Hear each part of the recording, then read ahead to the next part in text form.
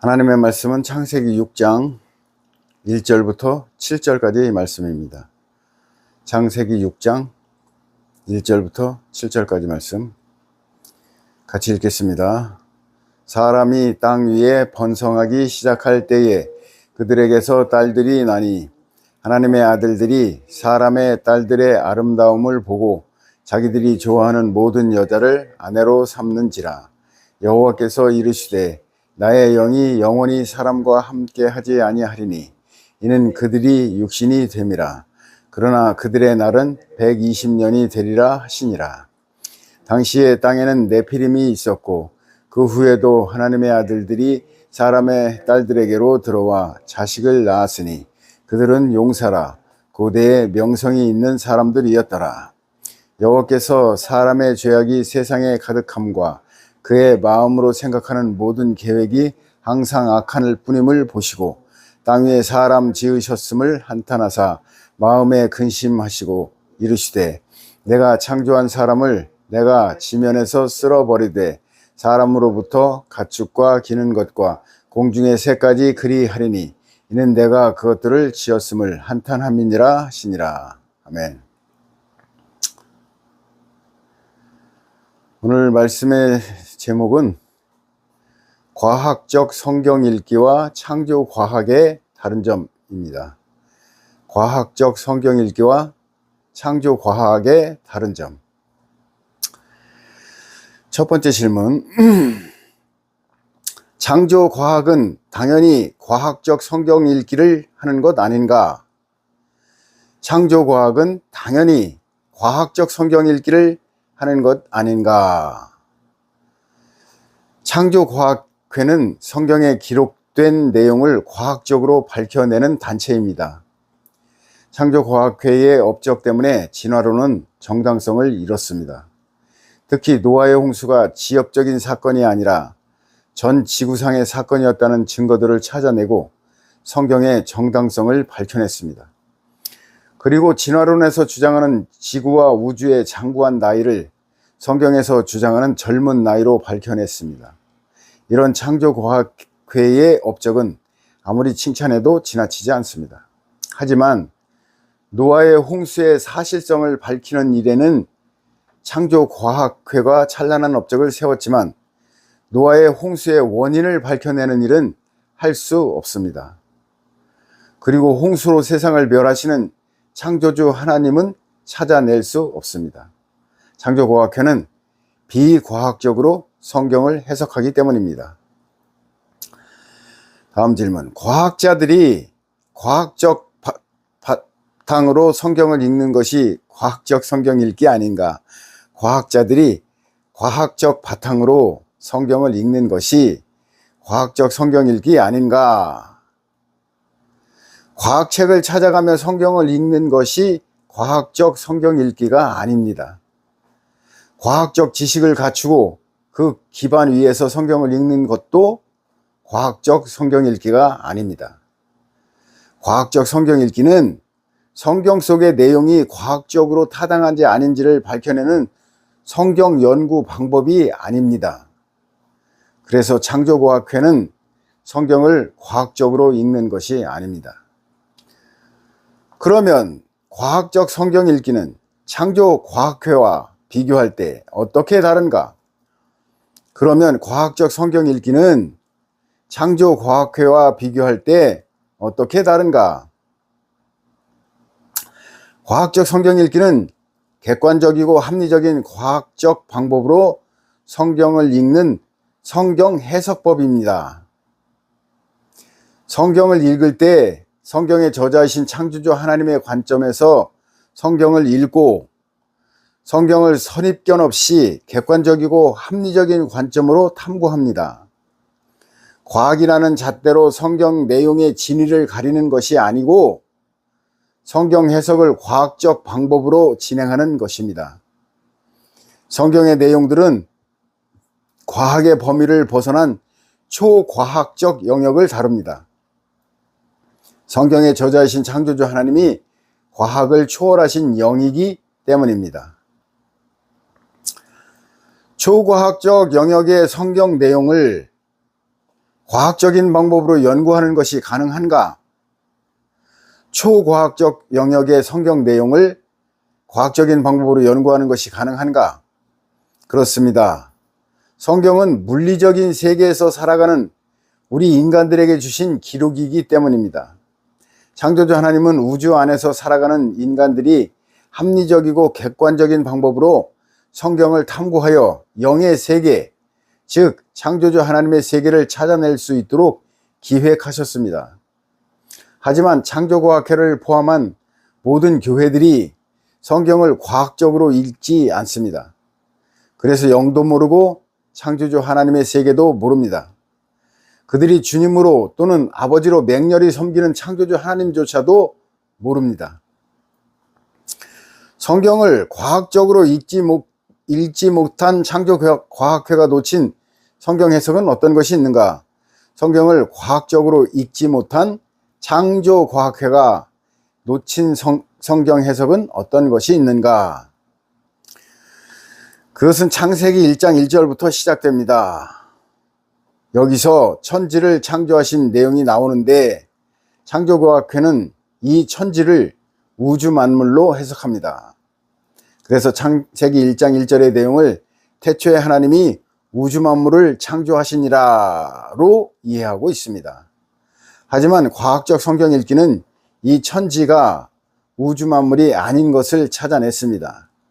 성경 원어에서 보면 그 천을 그리고 그 지를 창조하셨습니다. 천지가 우주 만물을 뜻하는 한 단어가 아니라 명확하게 하늘과 땅으로 분리하여 두 개체로 기록되어 있습니다. 그리고 바로 다음 절 창세기 1장 2절에 그런데 그 땅이 혼돈하고 공허하며 깊은 흑암의 상태라고 말씀을 이었습니다. 이렇게 객관적이고 합리적인 과학적 성경 읽기로 창조과학회와 교회들이 찾아낼 수 없는 성경의 참뜻을 찾아낼 수 있습니다. 그런데 왜 교회들은 창세기 1장 1절의 천지를 여전히 우주 만물로 주장하고 있는가? 그런데 왜 교회들은 창세기 1장 1절의 천지를 여전히 우주 만물로 주장하고 있는가? 선입견 때문입니다. 첫 번째 선입견은 창조주 하나님의 전능성입니다. 성경의 첫 절에서 우주 만물이 아니라 단지 두 가지의 개체만 창조하셨다는 선언은 창조주 하나님의 전능성을 약화시키는 것이라고 판단합니다. 그리고 곧바로 이어지는 창세기 1장 2절에 그런데 그 땅이 혼돈하고 공허하며 깊은 흑암의 상태라고 하는 내용은 창조주 하나님의 전능성을 자부심으로 여기는 교회들이 도저히 받아들일 수 없었습니다. 그래서 성경에 사람들의 생각을 덧입혀 창조주 하나님의 전능성을 강화시킨 것입니다. 성경의 첫 절인 창세기 1장 1절부터 교회들이 성경을 왜곡하기 시작했다는 말인가?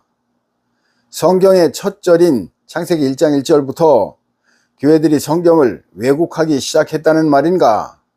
그렇습니다. 과학적 성경 읽기는 성경을 있는 그대로 읽고 그 의미를 해석하지만 창조과학회와 교회들의 비과학적 성경 읽기는 성경을 그들이 생각하는 인본주의적 관점으로 뜯어 고칩니다. 이런 성경 왜곡이 창세기 1장 1절 2절에만 발생하는 것이 아닙니다.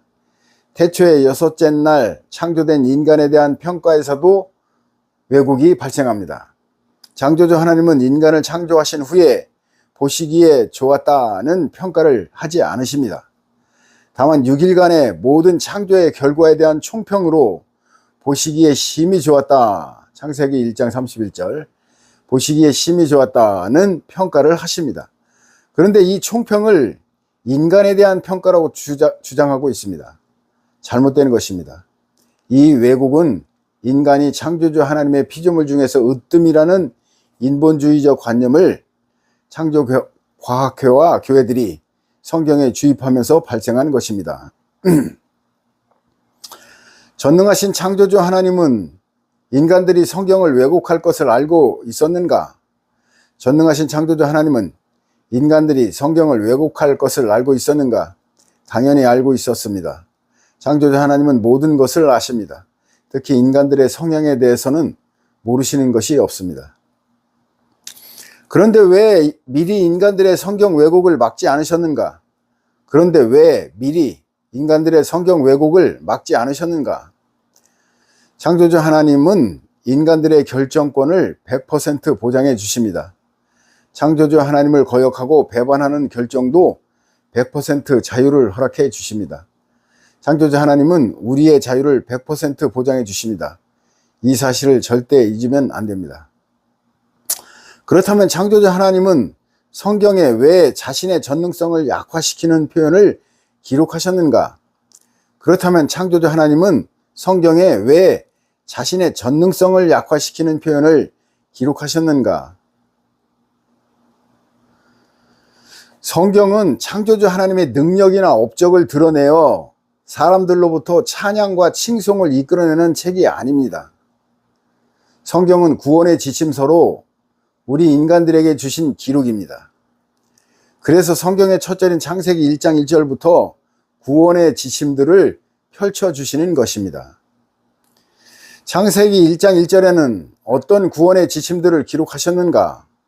창세기 1장 1절에는 어떤 구원의 지침들을 기록하셨는가? 태초에 라는 단어가 성경 전체의 첫 글자입니다.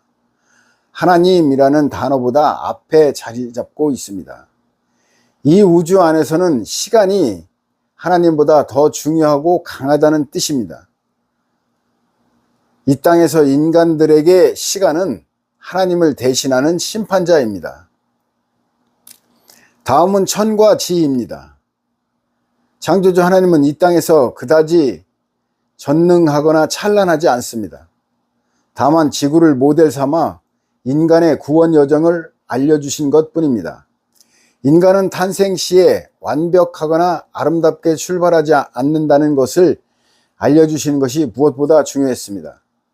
창세기 1장 31절에 6일간에 창조하신 모든 것을 보시고 심히 좋았다고 하신 것은 인간을 불완전태로 창조하신 것과 우주 만물과 그 운영 원리가 인간을 하나님의 천국 백성으로 구원하시기에 가장 적합하다는 선언입니다. 인간은 불완전태로 창조되었기 때문에 보시기에 좋지 않았습니다. 우리 모든 인간들의 출발은 나비가 아니라 애벌레 상태입니다. 천국의 신생아를 출생시키기 위한 우주 안에서의 구원 계획과 지구라는 인큐베이터는 완벽했고 하나님이 보시기에 심히 좋았습니다. 우주 안의 모든 인간이 불완전태인 것이 하나님이 보시기에 심히 좋은 것입니다. 이것이 과학적 성경 읽기의 핵심 내용입니다. 에덴 동산에 대해 창조 과학회와 과학적 성경 읽기는 어떻게 다른가? 창조 과학회와 교회들은 에덴 동산에서 선악과를 따먹지 말았어야 한다고 생각합니다. 사탄의 유혹을 물리치고 선악과에 접근하지 말았어야 한다고 말합니다. 하지만 과학적 성경 읽기는 에덴 동산 이야기는 인간의 본질과 근원적인 정체성을 알려주시는 것이므로 모든 인간은 한 사람도 예외 없이 선악과를 따먹도록 설계된 존재라고 받아들입니다. 그렇다면 창조주 하나님이 우리 인간들에게 죄를 물을 수 없는 것 아닌가? 그렇다면 창조주 하나님이 우리 인간들에게 죄를 물을 수 없는 것 아닌가? 그렇습니다. 창조주 하나님은 우리에게 죄를 묻지 않으십니다. 다만 선악과가 인간들에게 죽음을 주는 것이므로 선악과의 굴레에서 벗어나라고 제안하시는 것입니다. 윤리적이고 도덕적인 죄는 선악과가 우리 인간들을 옥죄는 굴레입니다. 선악과의 굴레라는 것이 무엇인가? 선악과의 굴레라는 것이 무엇인가? 선악과는 선악의 기준으로 세상을 판단하는 인간 중심적 세계관을 말합니다. 사람들이 보기에 참 좋은 이 세계관은 창조주 하나님의 세계관을 거부합니다.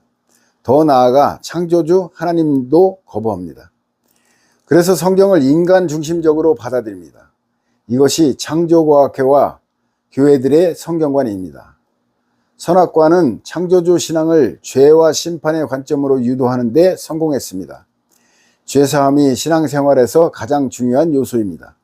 주문을 외우듯이 죄사함을 받은 후 감사하는 마음으로 선한 일을 하라고 유도합니다. 지상낙원을 건설하는 것이 하늘의 사명이라고 주장합니다. 창조주를 탐구하고 창조주의 세계관을 밝혀내는 일은 도외시합니다. 그래서 거듭남과 멀어지게 만듭니다. 이것이 사탄이 주도하는 선악과의 굴레입니다. 노아의 홍수에 대해 창조과학회와 과학적 성경 읽기는 어떻게 다른가? 노아의 홍수에 대해 창조과학회와 과학적 성경 읽기는 어떻게 다른가? 창조과학회와 교회들은 노아의 홍수는 남녀간의 성적 범죄 때문에 발생했다고 생각합니다. 그래서 하나님의 아들들은 사람의 딸들을 만나지 말았어야 한다고 말합니다.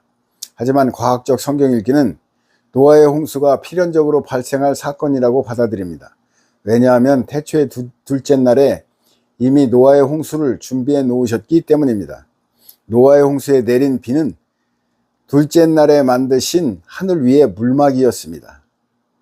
일반적인 비는 세상을 잠기게 할 만큼 충만하지 않습니다. 창조주 하나님이 인간을 멸망시키려고 함정을 만들어 놓았다는 말인가? 창조주 하나님이 인간을 멸망시키려고 함정을 만들어 놓았다는 말인가? 그것은 아닙니다. 함정을 만드신 것이 아니라 인간들이 걸어갈 길을 알고 계셨던 것입니다. 사실 에덴 동산 이후부터 노아의 홍수 이전까지 사람들은 준 에덴 동산의 환경 속에서 풍요롭게 살았습니다. 인간의 수명이 1000년에 이르렀고 전 지구가 물막의 보호와 온실 효과로 골고루 따뜻했습니다. 그래서 시베리아에서도 메머드나 코뿔소 등의 온대 동물들과 식물들이 살 수 있었습니다. 낙원 같은 환경이었습니다. 여기서 인간들은 선악과가 이끄는 인류지향적 삶을 살았습니다. 도시를 건설하고 문명을 발전시키며 삶의 질을 향상시키며 창조주를 벗어난 지상낙원 건설의 삶을 살았습니다. 간신히 은둔자처럼 살면서 창조주 신앙을 이어가던 하나님의 아들들은 사람의 딸들이라는 선악과 문명 앞에서 다시 한 번 더 무릎을 꿇었습니다. 두 번째 선악과를 따먹은 것입니다. 인간은 선악과 앞에서 한없이 무력하다는 인간 본질을 드러낸 것입니다. 창조주의 창조 목적에 대해 창조과학회와 과학적 성경 읽기는 어떻게 다른가? 창조과학회와 교회들은 창조주의 창조 목적을 인간들로부터 영광과 찬양을 받기 위해서라고 말합니다. 하지만 과학적 성경 읽기는 창조 목적이 천국 백성을 얻기 위한 것이라고 주장합니다. 그러므로 천국의 거듭남에 이르지 못한 모든 인간의 삶은 실패한 것입니다. 각각의 인간은 천하보다 귀함으로 저마다 고유한 가치가 있지 않은가? 각각의 인간은 천하보다 귀함으로 저마다 고유한 가치가 있지 않은가? 모든 사람들이 천하보다 더 귀한 것은 살아있을 때에만 해당됩니다. 그리고 거듭남의 가능성이 남아있을 때에만 귀한 것입니다. 거듭난다고 하는 것은 애벌레가 나비로 변태하듯이 새로운 세계로 진입하는 것입니다. 애벌레가 나비로 거듭날 때만 가치가 있습니다. 나비로 거듭나지 못하는 애벌레는 존재 가치가 없습니다. 아무리 고귀하고 품격이 있는 삶을 살아도 나비로 거듭나지 않는 애벌레는 무가치한 존재입니다. 사람도 거듭나지 않으면 존귀하지 않고 무가치한 존재입니다. 창조주 하나님을 찬양하며 영광을 돌리는 것은 인간에게 주어진 고유한 특권 아닌가? 창조주 하나님을 찬양하며 영광을 돌리는 것은 인간에게 주어진 고유한 특권 아닌가? 그렇지 않습니다. 창조주 하나님이 무엇이 아쉬워 우리 인간들의 찬양과 영광을 바라십니까? 창조의 과정에서도 창조주 하나님은 자신의 전능성을 최대한 약화시켰고 지금도 창조주 하나님은 숨어 계십니다. 성경의 어느 곳을 보아도 창조주 하나님은 자신의 능력을 마음껏 드러내시지 않습니다. 그러므로 창조주 하나님은 사람들로부터 영광과 찬양을 바라지 않는다는 것을 알 수 있습니다. 창조주 하나님은 우리 각 사람의 거듭남만을 소망하고 계십니다. 오직 그것뿐입니다. 거듭남도 이루고 영광도 돌리면 좋지 않은가? 거듭남도 이루고 영광도 돌리면 좋지 않은가? 좋지 않습니다. 영광이나 찬양에 관심을 두면 거듭남과 전혀 다른 길을 가기 때문입니다. 다른 것은 모두 배제하고 오직 거듭남에만 집중해야 성경이 막힘없이 풀립니다. 창조주 하나님이 성경을 거듭남이라는 한 가지 주제로만 기록하셨기 때문입니다. 이 땅에 오신 예수님의 성육신에 대해 창조과학회와 과학적 성경 읽기는 어떻게 다른가? 이 땅에 오신 예수님의 성육신에 대해 창조과학회와 과학적 성경 읽기는 어떻게 다른가? 창조과학회와 교회들은 창세 이전부터 존재하신 창조주가 인간의 몸을 입고 이 땅에 오신 예수님의 성육신은 우리 인간들의 죄를 영원히 사해 주시고 천국의 백성으로 거듭나게 하기 위해서라고 말합니다. 그래서 십자가의 죄사함을 중시합니다. 죄사함이 곧 천국 백성으로 거듭나는 것이라고 주장합니다. 하지만 과학적 성경 읽기는 예수님의 십자가의 죄사함을 중시하지 않습니다. 오직 천국 백성으로 거듭나는 것만을 중시합니다. 주술적이고 마법 같은 십자가의 영원한 죄사함은 없습니다. 하지만 우리 기독교 신앙은 예수님의 십자가 위에 세워진 것 아닌가? 하지만 우리 기독교 신앙은 예수님의 십자가 위에 세워진 것 아닌가? 주님의 십자가는 중요합니다. 하지만 죄사함 때문이 아니라 근본이 창조주일지라도 육신의 생명을 가지고 이 땅에 태어난 사람은 누구나 거듭남을 위해서 반드시 죽음의 과정을 거쳐야 한다는 구원의 길을 몸소 보여주신 것입니다. 이는 선악과를 따먹고 추방된 사람이 생명과를 따먹으려면 화염검이라는 죽음의 과정을 통과해야 한다는 에덴 동산의 교훈과 같은 것입니다. 주님의 십자가는 부활로 가는 필수적인 통로였습니다. 이 땅에서 주님이 하신 가장 중요한 일은 무엇인가? 이 땅에서 주님이 하신 가장 중요한 일은 무엇인가? 창조과학회와 교회들은 이 땅에서 주님이 하신 가장 중요한 일은 십자가의 죄사함과 창조주 하나님의 전능성을 드러내는 것이라고 생각합니다. 그리고 사랑의 새 계명을 주신 것이라고 말합니다. 하지만 주님은 이 땅에서 말씀을 바로잡는 일에 전념하셨습니다. 새로운 말씀이 아니라 우리 인간들이 왜곡하고 변질시킨 창조주 하나님의 말씀을 본래의 의미로 바로잡아 주셨습니다. 이것을 위해 병자들을 고쳐주시거나 무리를 걷기도 하셨습니다. 십자가의 죽으심도 창조주 하나님의 말씀에 대한 고질적인 견해차로 발생한 사건입니다. 이처럼 창조과학회는 과학적 성경 읽기와 전혀 다릅니다. 창조과학회의 업적이 쓸모없다고 말하는 것이 아닙니다. 그들의 업적은 비할 바 없이 훌륭하지만 그들의 성경 읽기는 과학적이지 않습니다. 오직 과학적 성경 읽기만 우리를 거듭남으로 안내합니다. 여러분 모두 과학적 성경 읽기로 창조주 하나님의 세계로 진입하시기를 소망합니다. 할렐루야! 박수 한번 치고 마치겠습니다.